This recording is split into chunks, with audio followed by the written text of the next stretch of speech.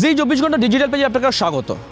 দুর্নীতি নিয়ে তো আপনারা অনেকেই শুনেছেন যে এসএসসি দুর্নীতি হয়েছে, প্রাথমিক দুর্নীতি হয়েছে, কিন্তু এটাকে শুনেছেন যে WBCS নিয়োগও দুর্নীতি, WBCS পোস্টিংয়েও ক্ষমতা বল বা দুর্নীতির অভিযোগ আসছে।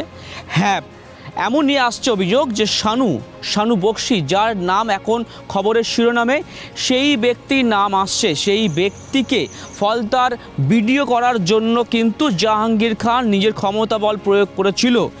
এটা অভিযোগ নয়, এর নেপথ্যে অভিজিৎ দাস ববি তিনি কিছু স্ক্রিন শেয়ার বা চ্যাট শেয়ার করেছেন, যেখানে বলা হচ্ছে যে শানুকে ফিরিয়ে আনা হচ্ছে একদম ফলতা ভিডিও হিসাবে। এবং লোকসভা নির্বাচনে কিন্তু ব্যাপক হারে লিড পেয়েছিলেন অভিষেক বন্দ্যোপাধ্যায়। ফলতা থেকে লিড পেয়েছিলেন 1,24,000। সেখানেও ভোট কারচুপির অভিযোগ। সেখানে সবথেকে বড় অভিযোগ ছিল ওয়েবকাস্টিং, ক্যামেরা ঠিকঠাক কাজ না করা। তার দায়িত্ব ছিল কারা? বিডিওরা। সুতরাং সেই জায়গাতেও কিন্তু শানুর বিরুদ্ধে অভিযোগ থেকে যাচ্ছে। এটা একটা পার্ট। দ্বিতীয় পার্ট কি? দ্বিতীয় পার্ট হচ্ছে যে WBCS যে ইলেকশন পরীক্ষা হয়, সেখানে কিন্তু 8 জন তারা মেন্সে ফেল করেছিলেন বা উত্তীর্ণ হতে পারেননি।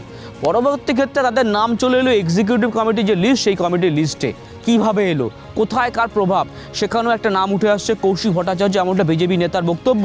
তিনি কে? তিনি হচ্ছেন PSCর আপার ডিভিশন ক্লার্ক। তিনি সাসপেন্ডেড, তাতে যায় আসে না কিচ্ছু। বিগত 5-6 বছর ধরে ওই ব্যক্তির গায়ে হাতও দেওয়া তো দূরের কথা, জিজ্ঞাসাবাদও করেনি পুলিশ। এই কৌশিক ভট্টাচার্য ব্যাপক ক্ষমতাবান, তিনি তার ক্ষমতা বল দিয়ে একাধিক ব্যক্তিকে তিনি চাকরি পাইয়ে দিয়েছেন, এমনটা অভিযোগ সামনে আসছে। বিজেপি নেতার বক্তব্য যে ছাত্রছাত্রী বলে পরিচিত যারা কৌশিক বাবুর, তারা প্রত্যেকেই সরকারের বিভিন্ন ডিপার্টমেন্টে কাজ করেন। সুতরাং এটাও সামনে আসছে WBCS নিয়োগও দুর্নীতি, সেখানেও কারচুপি, সেখানেও কিন্তু মেরিট লিস্টে হাত পড়েছে, সেখানেও কিন্তু এক অদৃশ্য হাত রয়েছে। সুতরাং এই দুর্নীতি বা নিয়োগ দুর্নীতির তালিকায় নতুন সংযোজন WBCS। এই বিষয়ে এখন অভিযোগ চলছে, পাল্টা অভিযোগ চলছে, এবং আগামী দিনে এই বিষয়ে কলকাতা হাইকোর্টে মামলা দায়ের হওয়ার সম্ভাবনা তৈরি হয়েছে। সোমেনের সঙ্গে অন্নবংশ, জি 24 ঘন্টা, কলকাতা।